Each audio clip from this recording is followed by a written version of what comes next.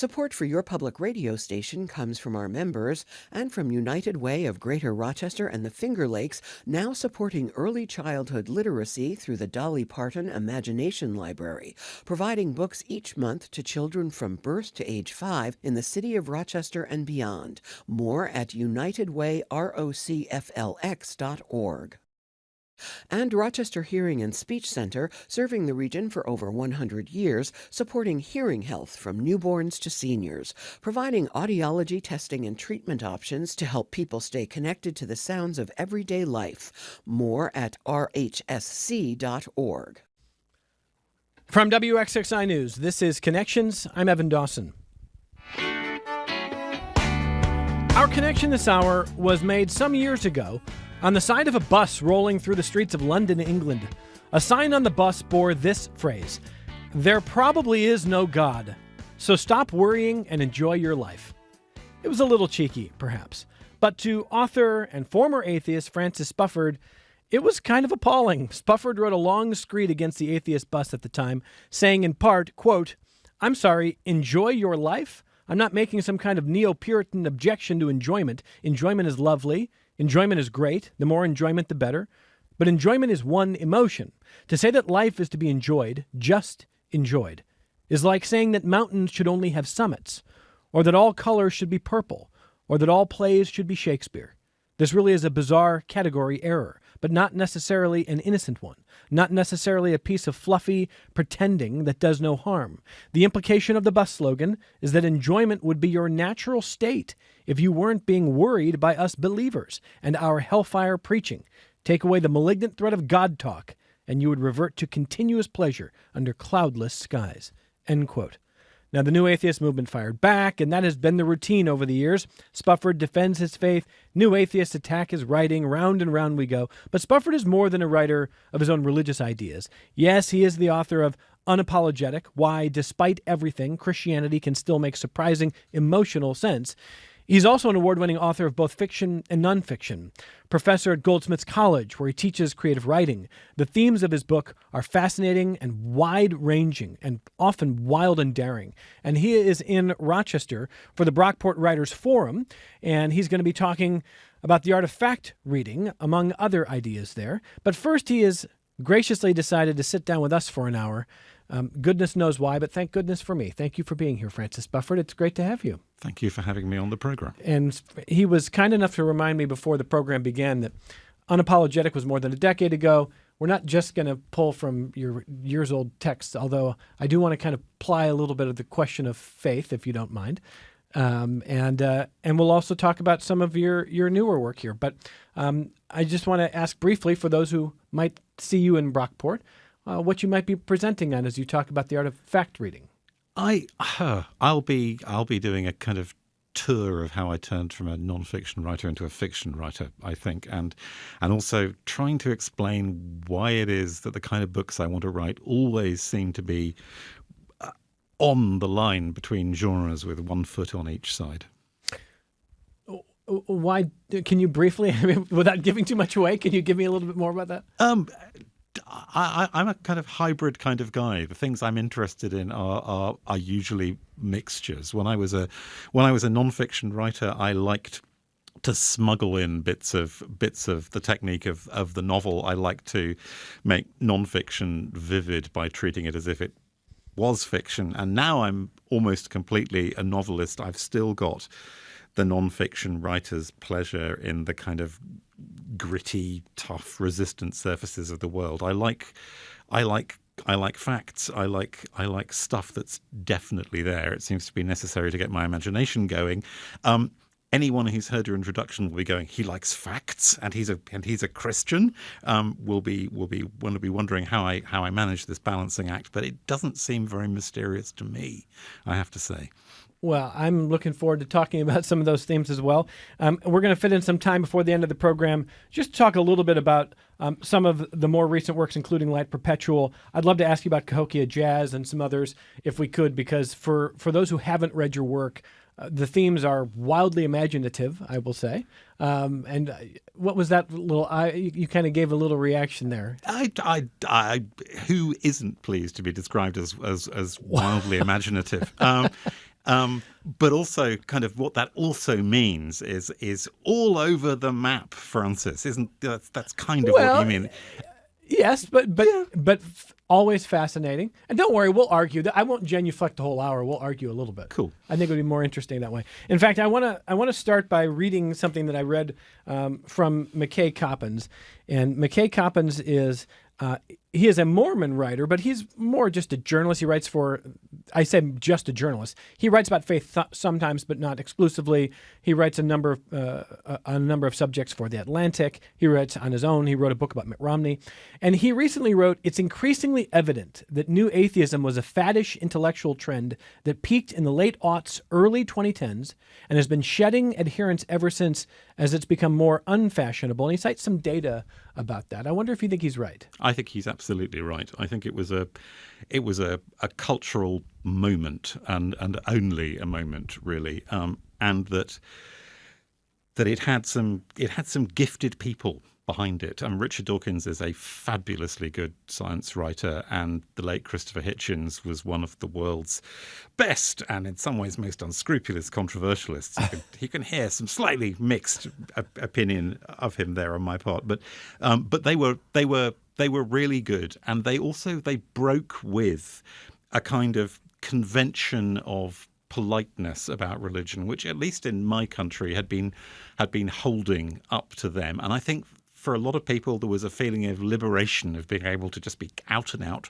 rude about faith. But once the kind of pleasurable shockwaves from that had died down, I think what was revealed was in some ways a slightly naive reverence for science as the only kind of organizing principle for the world we needed. A kind of slightly too simple positivism, which said that the world consists of facts and nothing else, and we ought to be able to get all of the awe, all of the wonder, all of the reverence, all of the emotional sustenance we needed from looking bravely at the grandeur but essential meaninglessness of the universe. And they weren't very interested in all of the complicated and rich ways in which religion has been involved in human history. They talked about it as if it were simply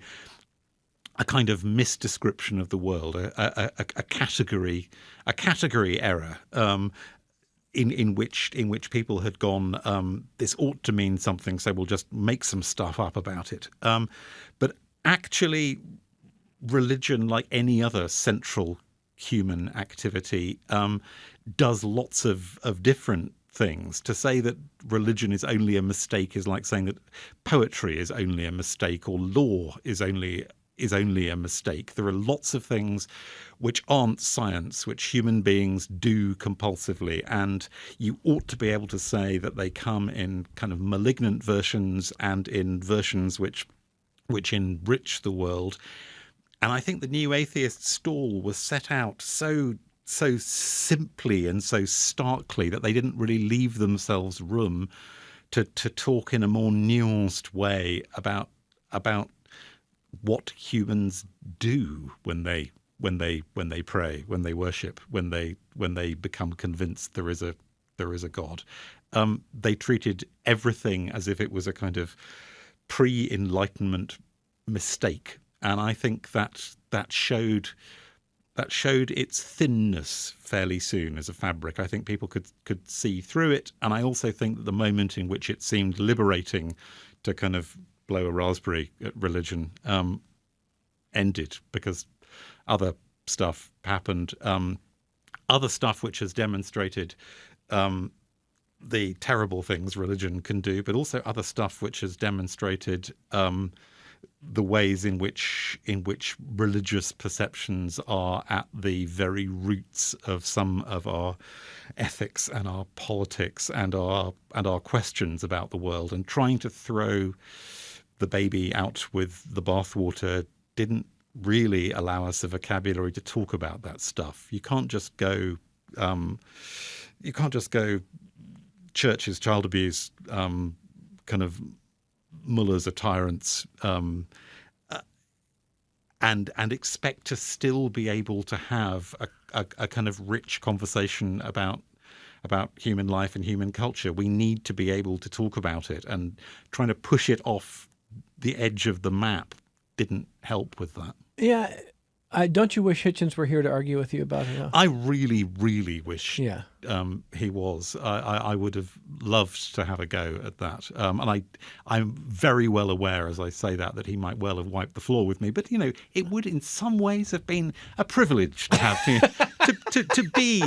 be the wet rag with which Christopher Hitchens wiped the floor. I'd have been there for that. Well, I think my read on some of your own writings and then some of what the New Atheists had said in response over the years is that they felt a little bit threatened by you, probably in part because you had been a kind of fellow traveler until your mid-30s. So I don't know that you were an atheist at the time when the New Atheists were sort of, ascendant in popularity. Maybe you'd already moved in a faith direction by then. I'd kind of got over it by the time that they became. You got over it. You talk about it like it's a cough or a cold. I have a button here I can press if I cough, but I don't have a button here I can press if I suddenly feel a fit of religious enthusiasm.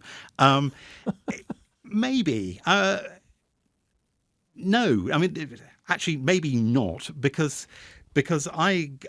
I think the benefit of my 20 years as an atheist is that I retain the ability to respect atheism as a position that people can arrive at for a great many reasons that I admire. There are many versions of God you shouldn't believe in. There are many versions of faith which are incompatible with human dignity. There are lots of reasons to say to hell with the whole thing. And when I came to write about it, it wasn't that I was trying to make a symmetrical argument that religion was in fact true and that atheism wasn't. It was that I wanted to say religion is recognizable. Religion is not this like optional extra of human culture that we could just decide to do without. It answers basic human needs, and maybe the answers it offers aren't the ones you want, but you ought to be able to say, this is human stuff. This is the kind of thing we do. And I tried very hard to not argue back in ways that disrespected my younger atheist self. For one thing, I don't want to wipe the floor, even if I could, with Christopher Hitchens as a person speaking up for Enlightenment values to do with freedom and autonomy and human dignity and the individual conscience. What I wanted to do was to go, look, actually, those things come from an Enlightenment which happened inside Christianity in a way that you're not acknowledging, Christopher, that a lot of the people who came up with those things in the 18th century were Scottish Presbyterians, and they had no sense that they were kicking God to the curb. They thought that they were developing something which followed from religious principles, and that we ought to be able to talk about it like that. So part of why I wanted to spend some time this hour talking about these subjects is I don't think intellectually I can hang enough to talk about your fiction. I think it's a little beyond me.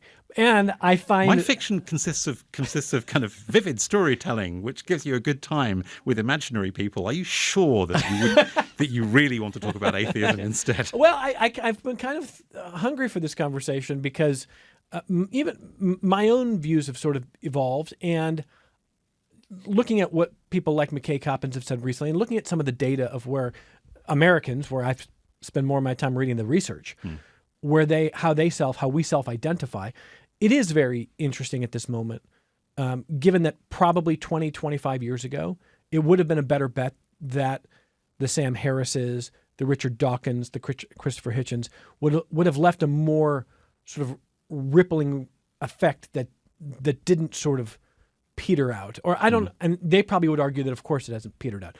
But to the extent that it has stalled, to the extent that faith in its many manifestations continues to endure, I find it really interesting. And I think you, as someone who was 20 years an atheist, and now, several decades of writing about your faith in very open and interesting ways, I wanted to explore some of this because I find myself often agreeing with your writing and sometimes pulling my few remaining hairs out when I read your writing. And I thought it would be fun to explore and maybe find myself on the receiving end of some ideas that I hadn't considered. So that's why we're going in this direction, if you're okay with it. I am okay with it, though I think we need to point out to those who are listening to this on the radio that Evan and I have, well, he's probably got more hair than I do at this point. A little. So, yeah, well. Yeah, no, I'm very much up for that conversation. I don't think it's a zero-sum game. I think that that cultural changes, and New Atheism was one, don't simply produce winners and losers. I think they shift the landscape. It's more like kind of tides moving over a sandbank, which is a different shape when the water goes away again. I think one of the unambiguously good things that New Atheism did was to put religion on its mettle to explain itself and to justify itself. I think it's actually a good thing on religious grounds, if nothing else, that that religion shouldn't get to claim a status of unambiguous goodness. Nobody should get to claim a status of unambiguous goodness because we aren't unambiguously good creatures, and a public reputation for religion that makes it impossible to question the virtue of religious leaders was a bad thing, and I'm very glad that has gone away. If what replaces it is a kind of exaggerated cynicism in which we assume that every Catholic priest is a child abuser, and that every televangelist has got some terrible secret, then I think we've made an equal and opposite simplification of the world, and we ought to be curious. We ought to be curious about the nuances of what actually makes people. So let me return to the bus for just a brief moment, because that got a lot of attention. This bus in London that has the phrase, "There probably is no God, so stop worrying and enjoy your life." I was really angry about that. I know. I could tell reading your writing. And so when I read your remarks about the idea of just enjoy your life, I read that to be maybe a misunderstanding of what the sign even... I'll tell you how the sign landed with me. I thought the sign meant life is hard enough without the fear that if you don't conform to some ancient scripture that is not verifiable, that you're going to go to hell for eternity. And the way to enjoy life is not simply to have a party and have fun all the time.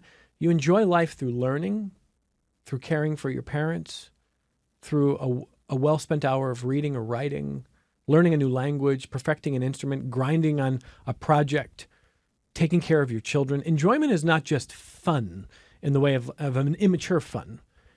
It is to say a more unburdened sense of work.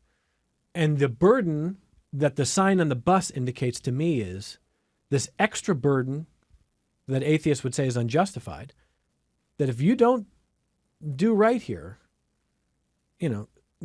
get ready for endless suffering in the afterlife, or you've disappointed God with your actions, or you had premarital sex, or you have a child who's gay, and the scriptures are telling you, or the vicar is telling you, someone is telling you that's wrong, that is to be hated, that is sinful.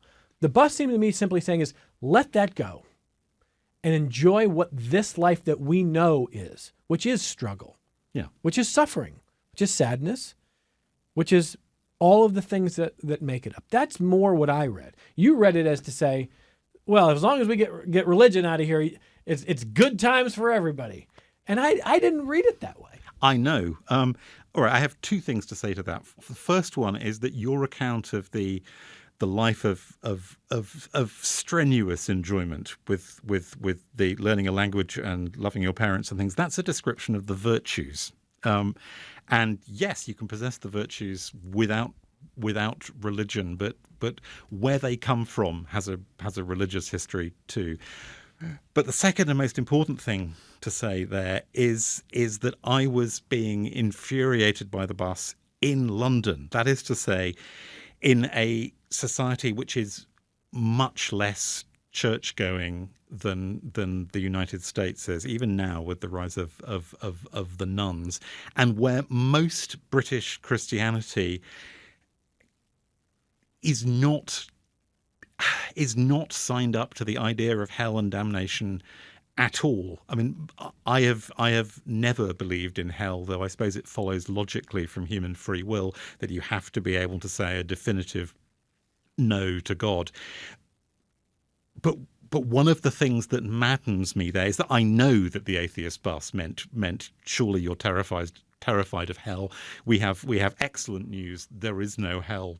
Kind of relax. I know that's what they were trying to say, but the reason it landed so annoyingly with me is that almost nobody who goes to church in my country believes in hell in the first place. It's not a factor. We don't do it because we're terrified of hellfire. So it seemed like a kind of a naive attempt to free us from an imaginary problem.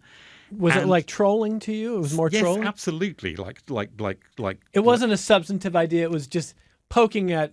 Quite, but it was also a kind of sincerely well-meant stupid idea. I thought in our context because it was so keen to go. You don't have to be terrified of hell. That was like the one thing they knew about religion, as if the entire ethical content of Christianity was going conform, obey, or eternal torture. But what about just judgment? What about the idea of sin? The idea that I wrote a whole masturbation is sin. Yeah. That same-sex marriage is sin. Yeah, but that's not hellfire. That's judgment. It is, but. Judgment is a thing that human beings do, all of us, all the time. Is rape a sin? Yes, it bloody is. Is child abuse a sin? Yes, it really is. Is corruption in office a sin? Yeah, it really is. So what we're arguing about is not whether there's a category of ethical evils we want to identify. It's what belongs in it. And I don't think that masturbation is a sin, or that same-sex marriage is a sin. I think the category of sin is too useful for us to do without it. But as I spent a lot of a book trying to explain a decade and more ago, we've got a problem with the word, because the word sin has taken on these overtones of kind of chocolate and red lingerie and whipped cream and kind of enjoyable transgressions. The word sin, if you, for example, Frank Miller's comic book Sin City, which is it's a long time ago now, but Sin City is a place where the population is entirely given over to kind of like lap dancing and extreme violence. Mm-hmm. And you read about it and you think, well, that's a bit nasty, but it's kind of fun to visit. And all of this trivializes the word to the extent that, only two options are left: that you can use the word sin to threaten people with, to go same-sex marriage will send you to hell, or it just sounds like chocolate and red lingerie. So it's either terrible or trivial, which means it's no longer available as the kind of the common language for talking about that we do that we don't like. Do we need to? Sorry about that. That's okay. We'll bleep out. Thank you very much. Maybe I'm not a on sweary YouTube. Christian. Sorry. That's okay. But we kind of need it. We need stuff which isn't law. We need to be able to talk about things which ought to be legal, but which are probably a bad thing for people to do anyway. We need to be able to do self-examination. We need to be a bit pessimistic about human nature sometimes, because things go really wrong when we are too rosy and too illusion-filled about what human beings are like.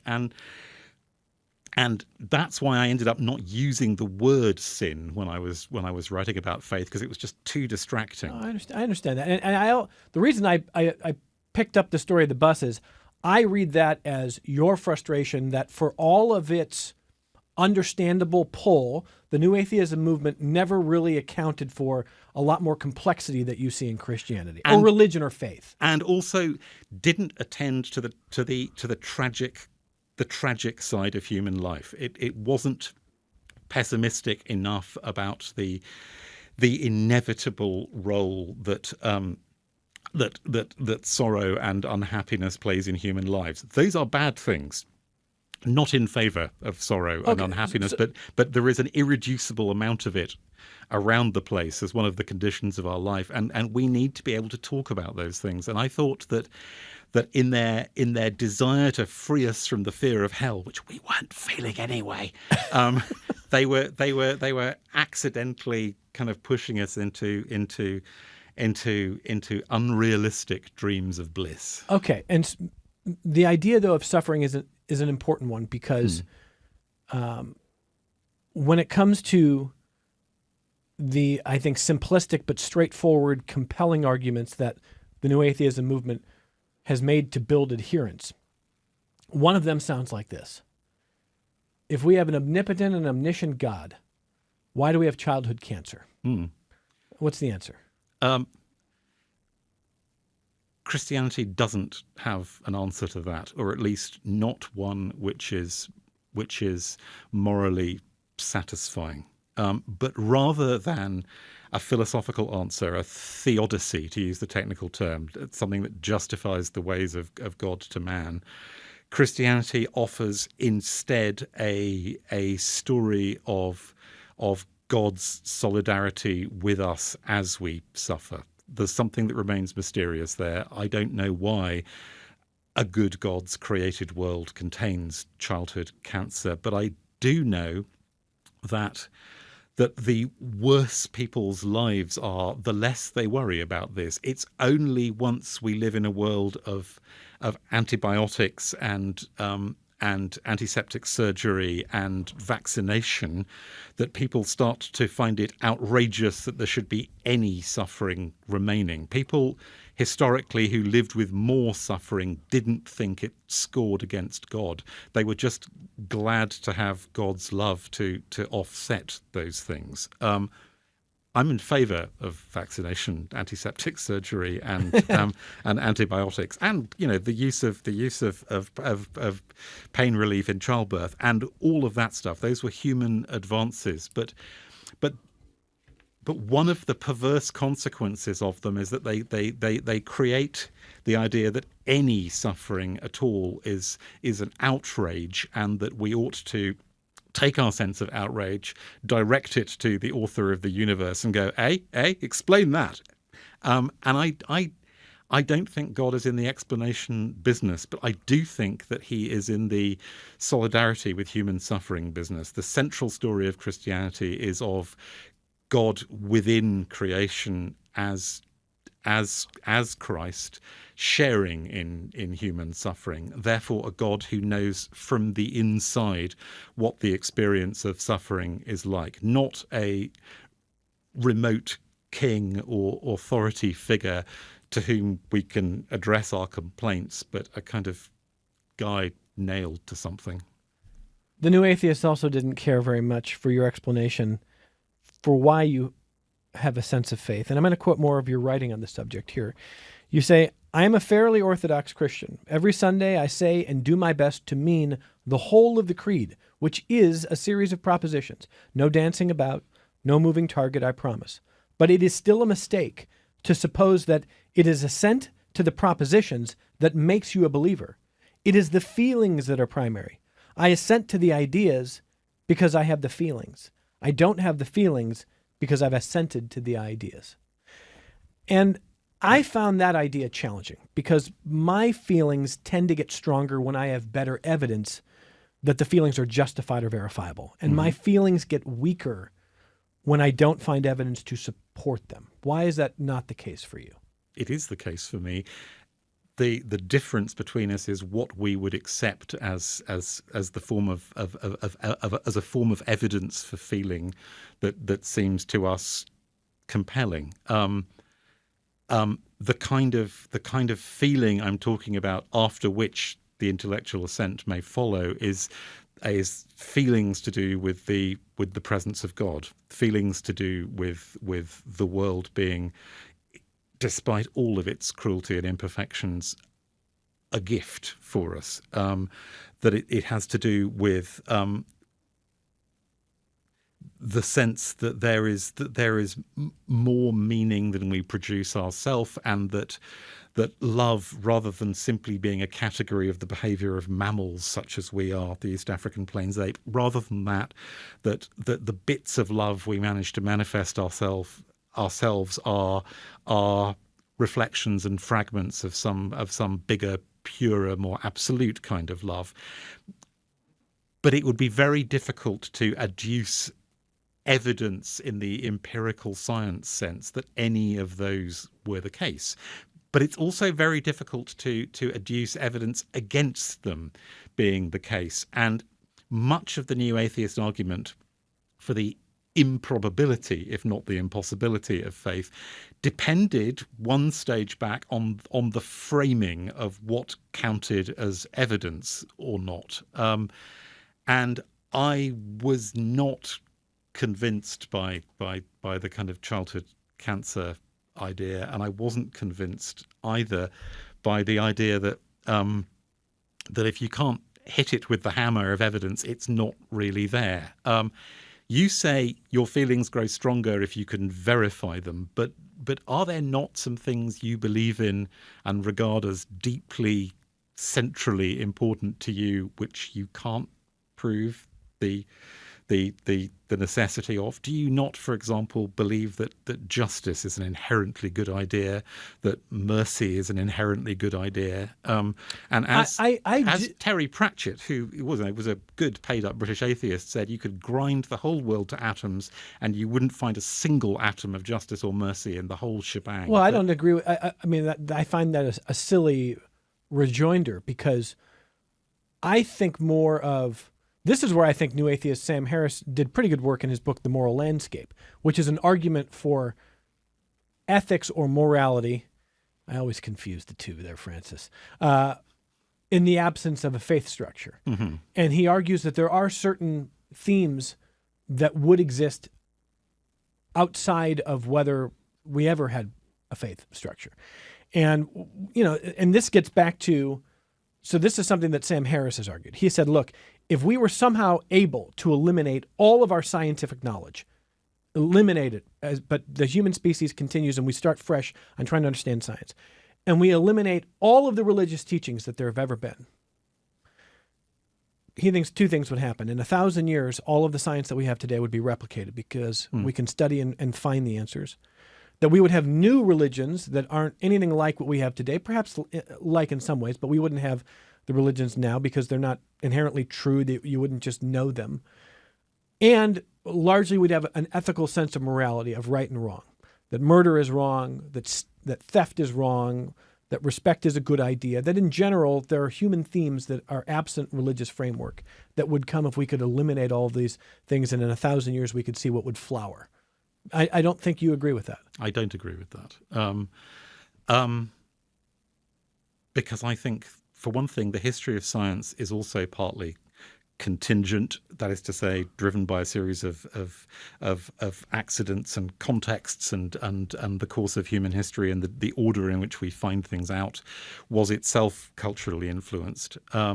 I also think that the development of religion is not as arbitrary as that. That seems to me to be like a kind of version spread over time of the same new atheist argument that goes, there are lots of different religions, so that means that none of them can possibly be true, because if they were, you'd have agreement. Yeah, it's the argument that says there's 3,000 religions and you believe in one, so you're an atheist on 2,999. Quite, I'm only suggesting you should be an atheist in the 3,000th one.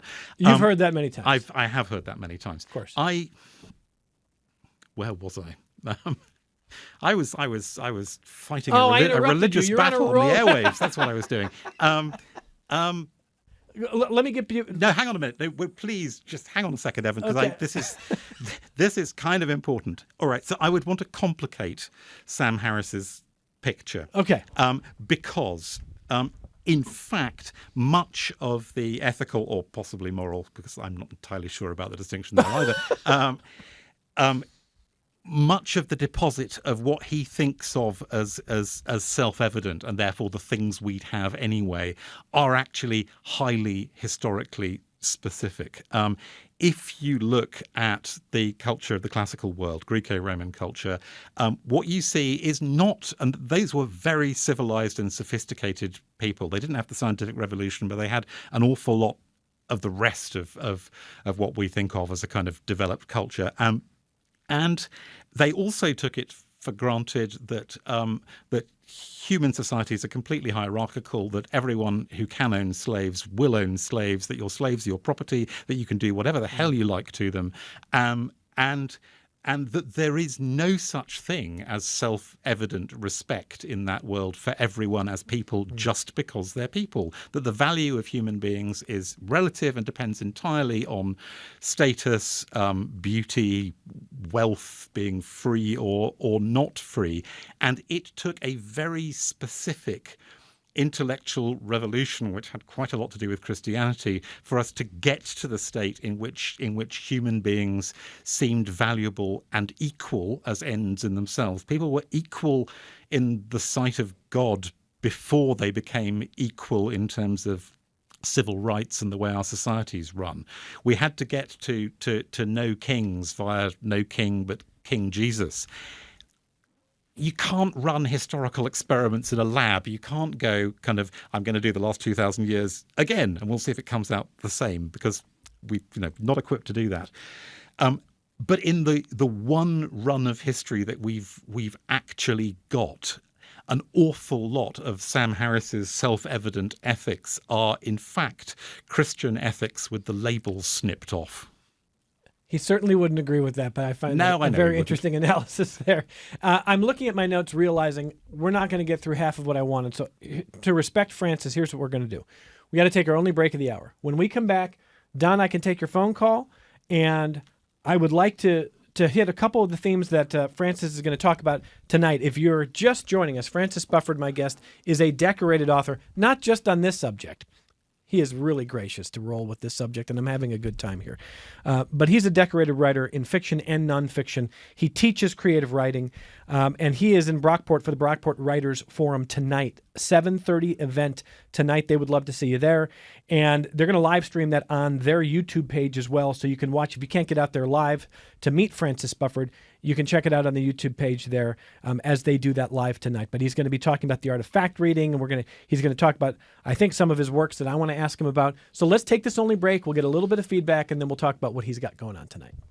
Support for your public radio station comes from our members and from Bob Johnson Auto Group, believing an informed public makes for a stronger community. Proud supporter of Connections with Evan Dawson, focused on the news, issues, and trends that shape the lives of listeners in the Rochester and Finger Lakes regions. BobJohnsonAutoGroup.com. And Excellus Blue Cross Blue Shield, working with members to find health coverage for every stage of life, helping to make care and coverage more accessible in more ways for more people across the Rochester community. Details online at excellusbcbs.com. This is Connections. I'm Evan Dawson. All right, briefly before I get Don's phone call here, I don't have time to play the soundbite that we had pulled, but there is a candidate for U.S. Senate in Texas named James Tallarico, and he is quite a. Oh, I just got a thumbs up from you on James Tallarico. He is certainly a Christian believer. He talks openly about his faith, but one of the things he spends a lot of time doing is talking about his distinction between Christianity and Christian nationalism in this country. His view that Christianity is used as a cudgel to attain and hold power. And he talks about the way that he sees the president's followers sort of waving away when the president makes an image of himself as Christ. And now the president says, I didn't mean to make myself Christ. I mean, I don't think anybody believes the president's explanation there. Or the way that some of Trump's followers will create images of Trump and Jesus walking together, arm in arm. And I can see you rolling your eyes so hard they almost went back all the way around there. Oh, yeah. But Tallarico says that the historical Jesus that we know doesn't look a lot like modern Christians, that he really was, whether you believe he was the Son of God or not, he really embraced people in poverty. He really sent a message of love for the stranger, not just the neighbor next door, not just someone who's a fellow traveler of your beliefs or your social class, that the historical Jesus isn't the kind of person we see in a lot of modern Christians, Tallarico says. Do you agree? I do.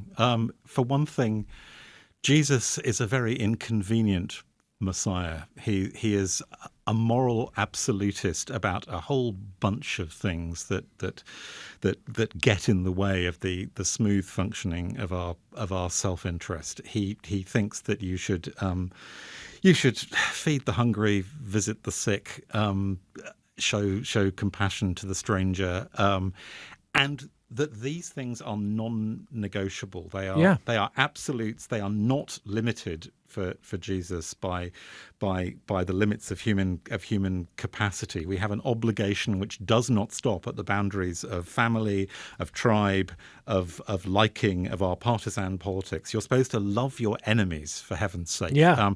That's not easy to do, and Jesus is in the business of laying some impossible commandments on us, which we're all going to fail at. But there is a kind of brotherhood and sisterhood available among those of us who fail at trying to do the impossible stuff that Christ asks for. Are you familiar with the writer and scholar Bart Ehrman? No. So Bart Ehrman is a biblical scholar, and he was just on Ross Douthat's podcast. Producer Megan Mack, he's coming on Connection, so he's sending his newest book. His newest book, he is a former Baptist pastor who is now an atheist. He is a scholar on the historical Jesus. And he wrote a book. His newest book is on the wonderful values that Christianity has brought the modern world. Yeah. Even as an atheist, he said, there are certain things that the teachings of Christ have done to change the world for the better. And I would love the next time we talk, I want to know what you think about this book. It's a beautiful idea of someone who says, I may be an atheist, but I can honor that Jesus was a historical person, and whether you think he was divine or not, he brought some values that if we all grabbed onto them, the world would be a more beautiful place right now. I honor that too, but I think you have to acknowledge that the historical Jesus and the Jesus of Christian tradition doesn't stop there. He's not just a purveyor of a set of ethical principles we can all get behind. They are framed as part of a kind of impossible generosity by God towards the world that we're supposed to do our best in our miniature ways to kind of to enact ourselves. They are not very self-protecting because they depend on a kind of on a whole cosmology without which they're kind of slightly mad, to be honest. So I think there is a danger, or at least a kind of conceptual difficulty in going, we'd like the social consequences without the reason behind them. Because without the reason behind them, the social consequences can, be unsupported and even look a bit crazy. Because, self-interest comes naturally to us. That's the kind of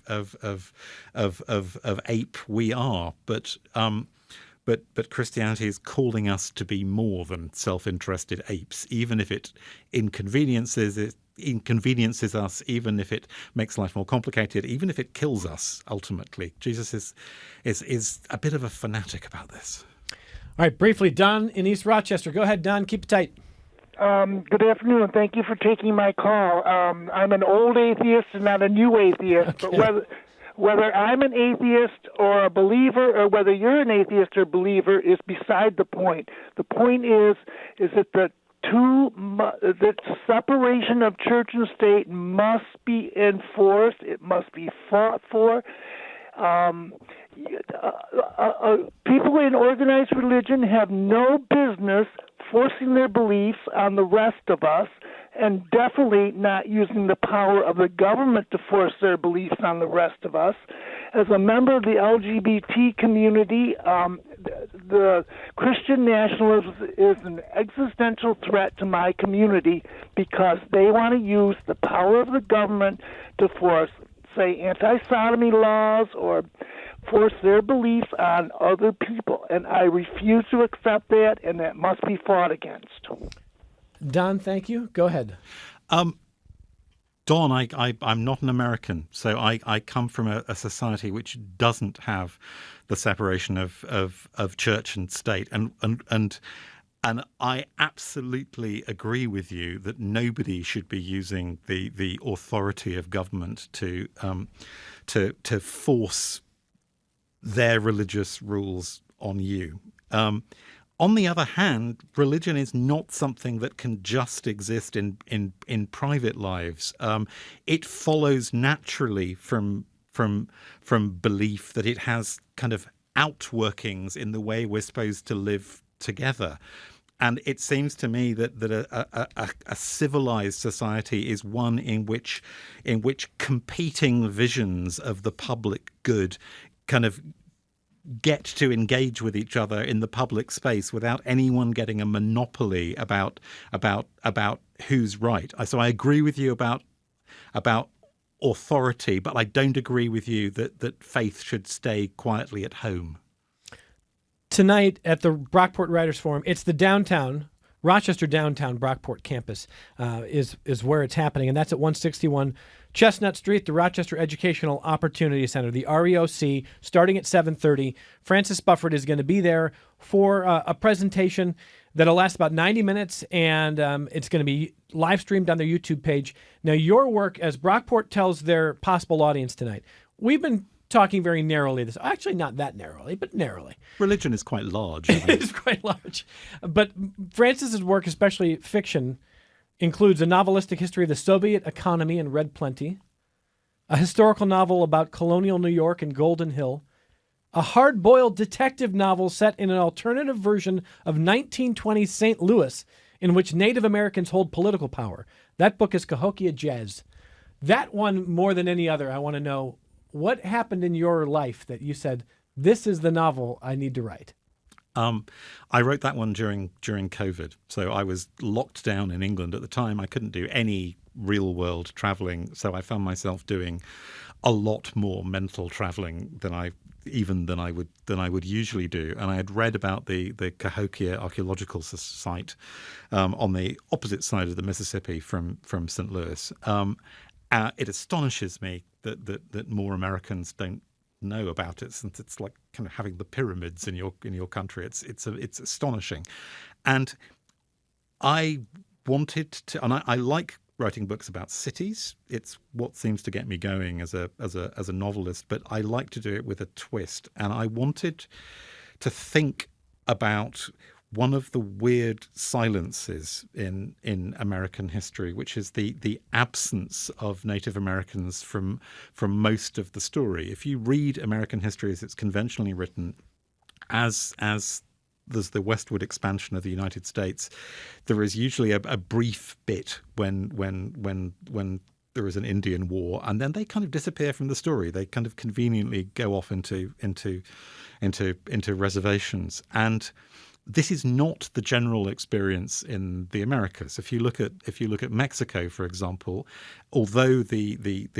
collision with Europe was really destructive and painful and complicated there, you now have a society in which most people have got some kind of indigenous roots. And I thought it would be an interesting thought experiment to go, what if the European diseases that hit North America had been kind of less virulent and different, so that the United States too had to cope with really large populations of Native American maize farmers, which is what De Soto saw when he traveled to the Mississippi in the 1520s and 30s. It wasn't scattered hunter-gatherers. It was big towns of maize-growing farmers up the river. And by the time anyone from Europe was back there to look, they'd all gone, not because they just decided to give up maize farming, but because smallpox and the other cocktail of European diseases had created a kind of silent holocaust of those people. And I thought, what if one wrote a noir crime novel set in Prohibition America, but with just a different population? what if you had a 1920s city with streetcars and jazz and gangsters, but one in which we had this different history and this different set of human beings to fill the various roles of kind of cop and gangster and femme fatale. I was very aware that I was an English guy writing it from far away. So I did my best to do what writers do, which is to use the things you do know in order to write about the things you don't know. And on the whole, I think it kind of worked out, but I was very conscious of the fact that I'm not a Native American or an African American or a European American either. I'm not any kind of American. So what I hoped was that the distance I was working from would let me see a few unusual things that maybe those of you who are closer to the story don't see because you take them for granted. I thought there might be an advantage in being able to step out of the history because it wasn't my history. So that's Cahokia Jazz. And as the music plays, as we have to bid adieu to Francis Spufford, I will say a whole separate conversation that I would love to have with you is on how you teach creative writing. To not only, I loved hearing about your process, but how you talk to students in the age of AI when the idea of outsourcing creativity is so tempting. To be continued. Obviously, you need to have me back. Well, listen, if you'd come back, you're welcome anytime. Thank you. And I hope I haven't wasted your time. Thank you very much for being here. It's a pleasure. Francis Spufford, a decorated writer of fiction and nonfiction. And tonight, the Brockport Writers Forum welcomes Francis Spufford to the Rochester downtown campus at the REOC, the Rochester Education Opportunity Center, at 7:30. More connections coming up in just a moment.